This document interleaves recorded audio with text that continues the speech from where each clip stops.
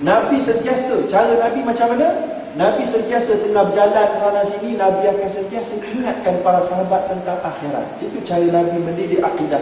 Sebagai contoh, Nabi satu hari Nabi berjalan dengan para sahabat di sebelah pasar. Tiba-tiba Nabi nampak ada seekor bangkai kambing yang bodoh, cacat, lagi busuk. Ketika itu Nabi SAW pun berkata kepada para sahabat, apa pandangan kamu kepada kambing tersebut? Kamu nak tak? Para sahabat semua menolak, semua tak nak. Dalam bangkai, cacat, busuk dan seumpamanya.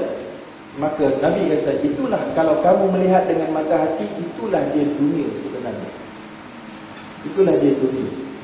Kalau kamu melihat dengan mata hati, kalau kamu melihat tentang akhirat yang Allah tawarkan dengan dunia, kamu akan lihat dunia itu sangat bodoh, busuk dan tak berbaloi untuk kita habiskan masa sampai meninggalkan dunia. Tapi jangan pula tinggalkan dunia sampai tak ingat. Kita buat tapi tidak putus dengan akhirat. Itu kita akan bincangkan konsep ibadah dalam slot yang kedua. Boleh faham? Baik, yang seterusnya,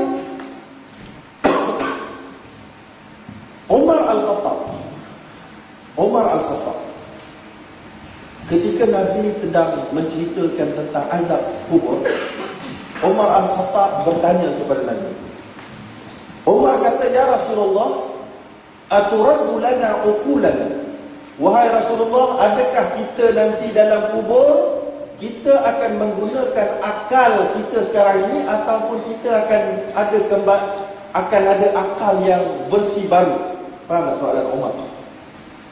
Macam saya cakap tadi lah, kalau kita bayangkan dalam alam barzah tadi, kubur tadi, kita kalau bayangkan kita punya akal sekarang ni, kita akan rasa tak selesa. Tapi adakah kita akan bawa akal kita sekarang, atau kita akan ada akal yang baru?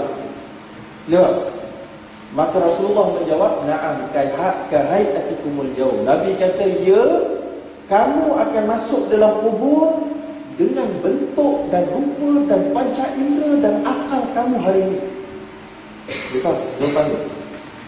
Boleh tengok jawapan Nabi itu dalam kitab Ahwal Ahli Qubur oleh Imam Ibn Rajab Al-Hanbali. Apa maksudnya? Boleh faham tak? Susah juga nak kontrol ramai sangat audiens ni. Rasulullah beritahu, kamu dalam kubur macam kamu sekarang ni.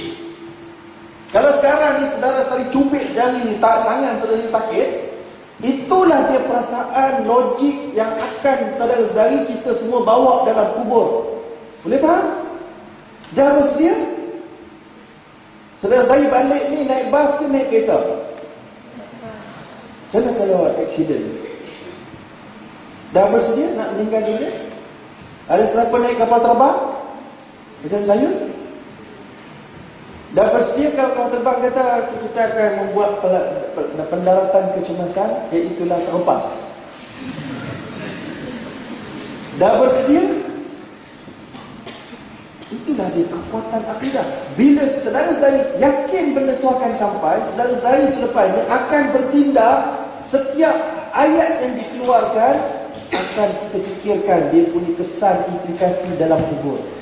Itulah tanda akidah itu saudara-saudari telah yakin, bukan percaya. Kalau percaya, dia hanya tahu tapi perbuatan dia tak serupa dengan apa yang dia tahu. Dia percaya tapi dia tak buat sama dengan perbuatan dia. Tapi yakin adalah perbuatannya sama. Kalau tadi yakin bahawa mati itu dengan akal yang ada sekarang, maka kita bimbang yang Nabi kata antara azab kubur adalah kubur itu menghimpit rusuk, patah talifu adla', sehingga bercantumlah rusuk-rusuk kita. Ini pelajar-pelajar medik pernah tengok gambar rusuk, rapatkan rusuk kanan dan kiri itu sampai bersilang. Itulah gambarannya, bagaimana sakitnya. Itu semua ditawarkan kepada orang yang tak bersedia untuk menghadapi kematian dan mereka mati. Mereka tak fikirkan tentang akidah, ilmu akidah mereka tidak membantu mereka. Mereka masuk di situ dengan kesakitan hari ini. Bayangkan kalau jari kita tersepit dekat pintu saudara-saudari, sakit. Ini dihimpit rusuk. Dan banyak lagi azab-azab yang disebutkan oleh Nabi SAW. Dah bersedia atau belum? Kalau tak bersedia, kalau tak mau kena benda itu, kena bersedia dengan amal. Amal dan pengharapan kepada Allah. Maka itulah yang kita nak kongsikan dalam puisi 2008 ini, saudara-saudari. Maka inilah dia fantastic point yang nak bentangkan, agar at least beberapa aspek kita akan sentuh supaya kita bersedia untuk ke alam kubur. Okey? Ada masa? Ya. Okey. Baik. Itu adalah perkara yang paling penting tentang kepentingan akidah. Kalau di situ settle, segala pengisian dalam puisi ini sangat signifikan. Faham? Kalau itu tak settle, segala pengisian dalam puisi ini tidak signifikan buat tuan-tuan dan puan-puan, saudara-saudari. Saya akan merasakannya sangat membosankan, sangat tidak bermanfaat kepada kehidupan dunia saudara-saudari. Kalau itu settle, akidah itu settle, maka ini pengisian setiap detik, setiap saat ini sangat penting untuk menjadi jutawan akhirat. Jadi kalau saya nak jadi jutawan, puisi kita nak tawarkan saudara-saudari menjadi jutawan akhirat. Ya, habis. Baik, sekarang kita pergi kepada senarai dulu. Baik. Jadi saya akan masuk kepada perkara yang lebih advance. Lebih advance. Perkara basic saya yakin bukan 5 menit dah cukup. Kalau ada perlu lagi, selepas ini penceramah yang seterusnya akan tentu tentang perkara tersebut. Baik, dari dalam bab perkara yang perlu dalam bab akidah, yang pertama sekali kita perlu faham pembahagian ilmu akidah itu bukan semuanya adalah usul. Faham usul? Usul ni pokok. Dia ada usul dan furu'. Jadi saudara dan saya kena tahu bahawa dalam akidah dia ada usul, dia ada furu'. Yang usul tak boleh kita berselisih pandangan, berbeza pendapat tak boleh. Bab yang furu' iaitulah ranting dan cabang. Boleh berbeza pandangan, boleh berbeza pandangan para ulama dan orang awam. Okey? Perkara usul, cara nak tentukan ini usul dan itu furu' macam mana?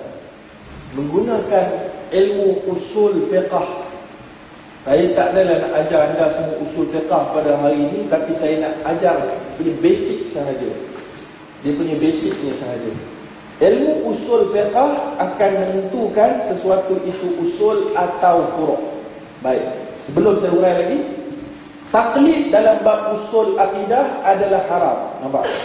Kesan dia, lepas pembahagian, apakah kesan pembahagian?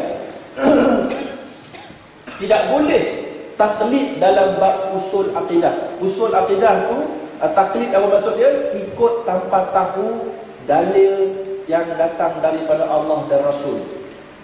Kita hanya ikut saja tanpa kita tahu dia punya nas dia. Maka itu hukumnya haram mengikut sepakat para ulama. Boleh rujuk dalam kitab Usul Fiqh Islami oleh Wahbah Zuhaili dan lain-lain. Sekarang kita tengok kepada yang seterusnya, iaitulah apa itu kenal apa itu usul dan furu'. Mari kita beri contoh-contoh.